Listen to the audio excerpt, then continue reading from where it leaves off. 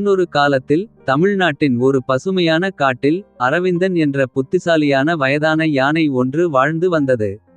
அரவிந்தன் அவரது மென்மையான இயல்பு மற்றும் அவரது நம்பமுடியாத நினைவகம் ஆகியவற்றால் காடு முழுவதும் அறியப்பட்டார்.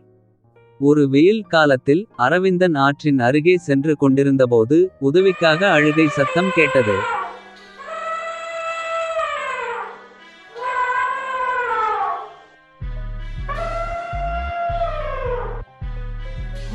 சேற்றில் சிக்கிய குட்டி யானை வெளியே வர முடியாமல் தவித்தது. தயக்கமின்றி குட்டி யானையின் உதவிக்கு விரைந்து வந்த அரவிந்தன் தனது முழு பலத்தையும் கொண்டு சேற்றிலிருந்து குட்டியை கவனமாக வெளியே இழுத்தான்.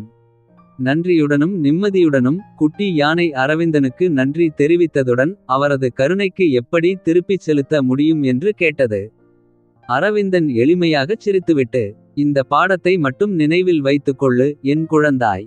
பிறருக்கு உதவி தேவைப்படும்போது பெரியவர்கள் அல்லது சிறியவர்கள் எவராக இருந்தாலும் அவர்களுக்கு உதவ எப்போதும் தயாராக இருங்கள்.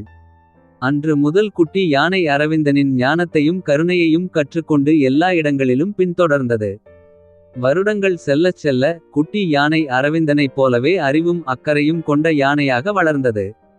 அதனால் அரவிந்தன் மற்றும் குட்டி யானையின் கதை காட்டில் புராணமாக மாறியது. அதை கேட்ட அனைவருக்கும் கருணை மற்றும் கருணையின் சக்தியை நினைவூட்டுகிறது. அரவிந்தன் யானையைப் போலவே நாமளும் பிறருக்கு உதவ முன் வர வேண்டும். இதுவே இந்த கதையின் கருத்து.